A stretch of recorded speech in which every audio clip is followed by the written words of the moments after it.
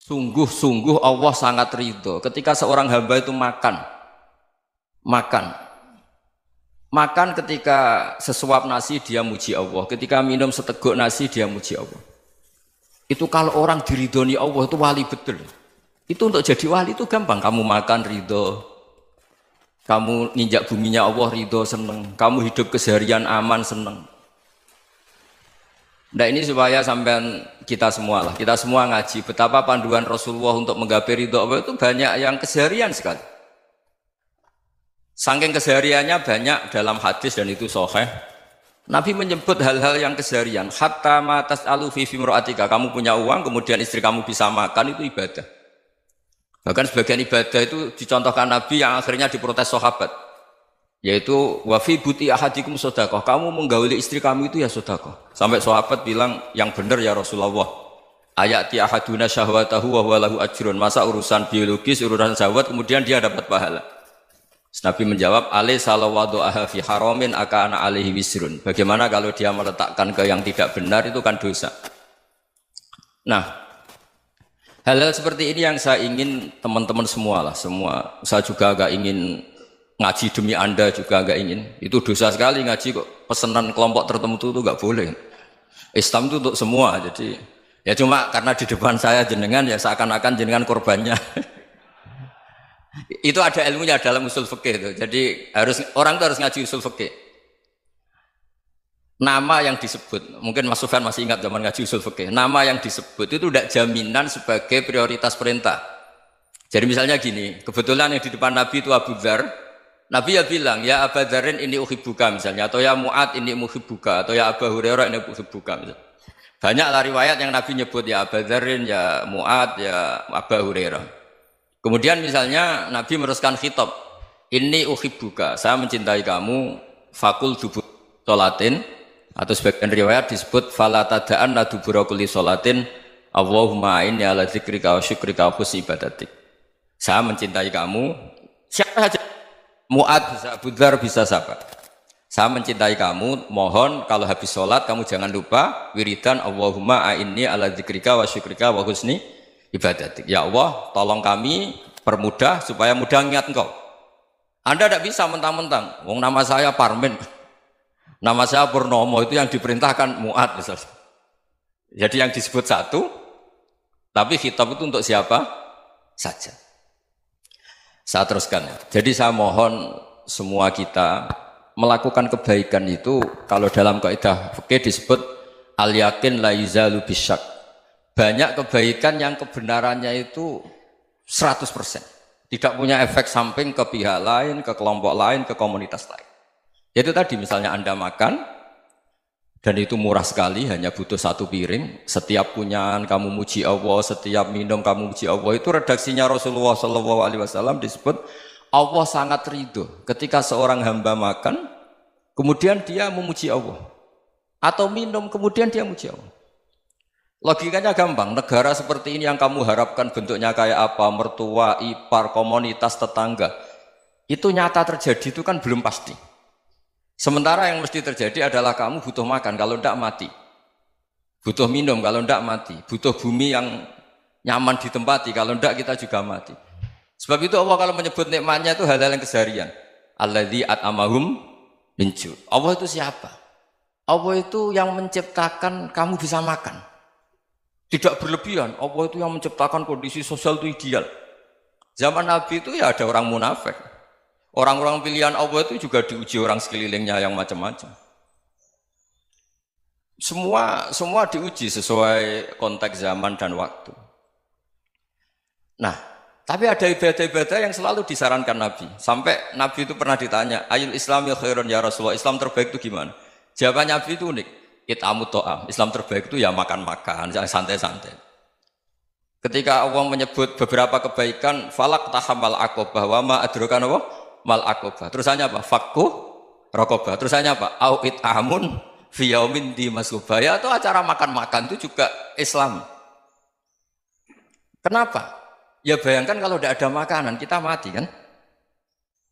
Kondisi sosial tidak ideal itu Anda masih gak apa-apa. Tapi kalau Anda tidak makan, Anda tidak minum, Kamu punya istri cerewet masih bisa hidup, punya mertua cerewet masih bisa hidup. Tapi kalau tidak makan bisa mati. Berarti penting mana istri sama makan? Penting mana? Makan. Semoga istri Anda dengar, nanti kamu disuruh makan tapi pulang deh. Itu kalau dibahasakan makan masih memahami. Penting mana nasi satu piring dengan istri. Nggak ada nasi mati, nggak ada istri belum mati. Penting mana? Gak berani jawab kan? Nah, ternyata Anda ada garang kan di depan istri. Jadi saya mohonlah, mungkin Mas Sufyan Sauri tadi yang bisa bantulah. Teman-teman tuh ngaji yang keseharian saja. Karena kita nyari ridha Allah itu berdasar firman Allah. Dan firman Allah itu menyebut keseharian tuh riang, gampang. Yaitu tadi misalnya wa min ayatihi manamukum bil laili wan nahar. Termasuk ayat-ayat Allah itu kamu tidur.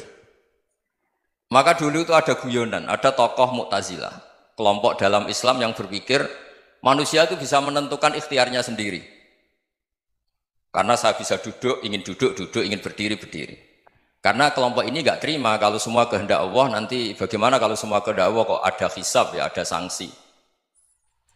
Lucunya itu dia akhirnya, ini cerita ya, mencintai seorang perempuan, cantik sekali. Dan itu dia menjadi ahli sunnah itu oleh hal-hal yang sepele. Karena istrinya cantik, ya namanya suami istri itu hubungan intim. Terus ditanya, Mas, masih ingin lagi? Masih. Silahkan diulang lagi. Wah ya tidak bisa. Katanya manusia bisa menentukan yang diinginkan. Itu tobat itu. Itu nggak bisa ditobatkan Mas Sufyan Ats-Tsauri. Orang cantik yang mudah nobatkan orang itu orang cantik. Segampang itu. Akhirnya kita tahu, makanya kalau dalam kitab Hikam itu disebut al-aqil mayyakul madza yaf'alu wa hubi wal ghafil mayyakul madza af'al. Orang yang punya akal karena sadar ini wilayah Allah, semua milik Tuhan. Itu dia tiap hari berpikir, besok Allah akan melakukan apa terhadap dunia ini. Kamu merencanakan sesuatu mau plesir, ternyata gempa. Mau wisata ke Rusia, ternyata perang. Kamu tidak pernah tahu apa yang akan terjadi besok. Wa ma tadri nafsum madza taksibu ghadan. Tapi anda semua kita ini sering punya jadwal permanen. Makanya saya kalau diundang siapa saja, sanad takdir. Yang jelas Gus ini acara penting. Ya masih acara penting nak pangeran ngersakno piye? Kowe ape dadi pangeran, kamu kok mau jadi Tuhan? Itu kadang ya kiai. Penting Gus acara ini jenengan harus memastikan bisa. Loh kamu itu yang ngajarin tauhid, sesuatu itu biadillah kok bilang-bilang apa pasti. Kalau saya terus tak tobatkan loh kamu kata saya. Ya kalau gitu Gus bilang insya Allah. Wah itu hati saya, fisik saya, roh saya sudah bilang insya Allah. Tidak usah kamu latih kata saya. Nah hal-hal tauhid keseharian itu gampang sebetulnya. Wal ghafil yaqulu madza af'al. Tapi orang yang lupa Allah dia setiap hari bilang besok apa? Kita bisa melakukan apa? Seakan-akan dia itu aktor, dia penting, dia subjek permanen, dia. Padahal kita ini hanya objek kehendak Allah Subhanahu wa taala. Karena kita yakin sesuatu yang terjadi di alam raya ini kita tidak bisa apa-apa. Makanya saya sering ngaji, sering bilang saya, ketika Anda mensifati Allah, dia yang menghidupkan. Sudah itu tanamkan, sehingga ketika kita mati, santai saja. Kenapa santai? Allah punya cara menghidupkan kita. Zaman kita hidup juga gak tahu caranya ngelola jantung, ngelola paru-paru. Kamu juga gak tahu ngelola oksigen yang tidak beracun, tidak mengandung polusi. Tahu-tahu hidup. Gak ingin tua ya tahu-tahu tua, gak ingin mati tahu-tahu mati. Selama ini kita hidup juga gak tahu apa sebetulnya. Hanya gaya tok, punya jadwal, punya planning. Kalau kamu bisa menentukan pilihan Anda, pasti Anda istrinya cantik, 4 neriman semua, qanaah semua. Nyatanya enggak kan? Ada 1 jelek, cerewet. Oh itu kan, nyatanya enggak bisa apa-apa Anda kan? Dan kamu bawa mati lagi. Itu kan, istri Anda juga gitu, punya keinginan, punya suami yang ganteng, yang jabat, yang neriman, yang enggak poligami. Ya enggak kesampaian juga. Kalau kita ngitung tingkat kegagalan kita itu gagal terus. Ya kan? Nah, terus ingat Allah, madza yaf'alu wa bi. Orang yang punya akal selalu berpikir Allah itu menghendaki apa terhadap saya. Lalu sama-sama orang gitu.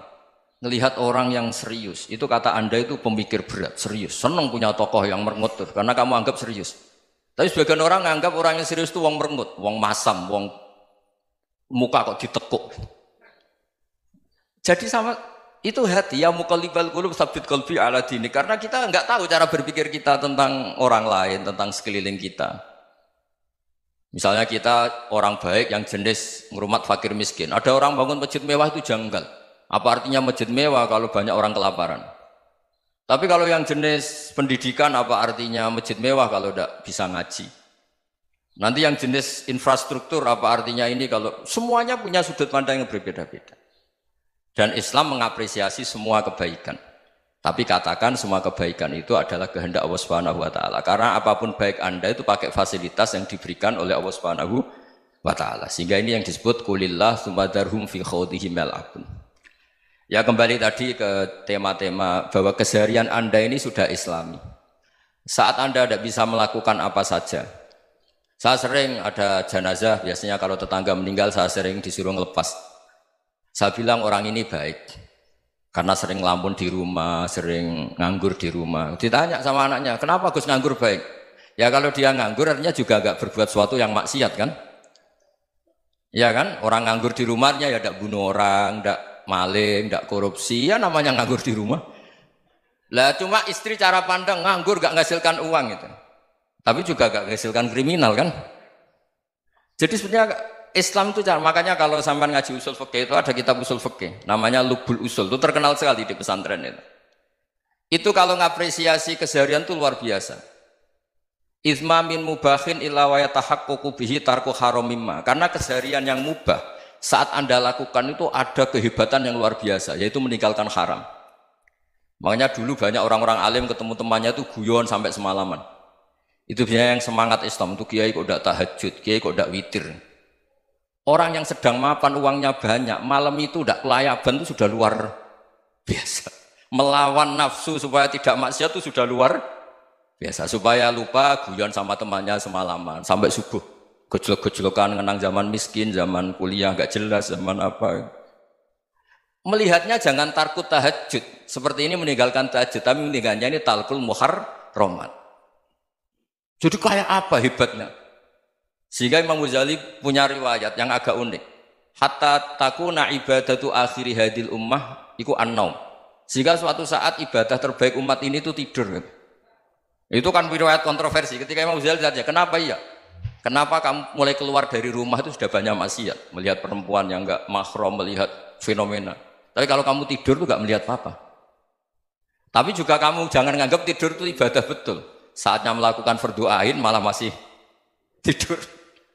Tapi itu sudut pandang yang menjadikan kita Islam itu gampang. Jadi saat Anda tidak bisa aktivitas apa-apa, misalnya ada beberapa orang yang lumpuh. Lumpuh itu memang nggak bisa Jumatan, nggak bisa ibadah, tapi dia juga nggak bisa maksiat. Tidur itu memang Anda saat itu tidak bisa tahajud, tidak bisa witir, tapi saat itu ada zina, ada maling, tidak gosipkan orang, tidak bully orang, tidak menanamkan kebencian, tidak hasud. Sehingga tidur menurut Allah Ta'ala wa min ayatihi manamukum billaili apa? Wan-nahar. Karena di tidur itu selain ada unsur istirahat, jaga kestamina, juga ada unsur meninggalkan beberapa keburukan. Nah saya mohon ibadah yang keseharian ini kita jaga. Supaya kita semua baca ayat itu fasih. Fasih itu tertanam di hati. Allah itu siapa? Alladzi at'amahum min ju'i wa amanahum min khauf. Dan Allah kalau cerita di Quran itu anna sababnal ma'a sabba tsumma syaqqaqnal ardha wa syaqqa fa ambatna fiha habba wa inaba wa qadba wa zaituna wa nakhla wa hadaika hulba. Kamu tahu saya ini siapa kata Allah? Saya ini adalah Tuhan yang menurunkan air, kemudian ada tanaman banyak. Habba wa inaba wa qadba, ada zaitun, ada tin, kalau orang Jawa mungkin ada tela, ada padi, ada mangga, ada pisang. Sudah. Wa inaba wa zaituna wa nakhla wa hadaika hulba, ada perkebunan yang lebat. Tujuannya apa? Mata Allahum, silahkan kamu pakai, kamu nikmati. Tapi karena kadang kita ini punya ide-ide besar. Tadi untuk syukur saja nunggu punya istri riman, rumah baik, tetangga baik, komunitas baik, semuanya baik baru syukur.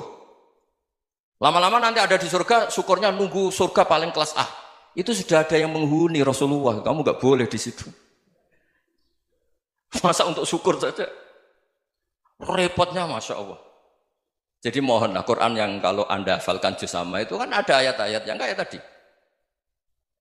Ya, fal yang dzuril insanu ila ta'ami. Coba lihat Apa yang kamu makan ya? Dari mana? Dan untuk mempertahankan hidup kamu keseharian. Jadi jangan kira ibadah itu harus membentuk komunitas yang versi Anda. Ibadah itu harus yang hal yang mulu-mulu. Kesehariannya Anda alami. Loh ini saya tidak bikin-bikin. Saya ngaji bukan karena berdasar pesanan.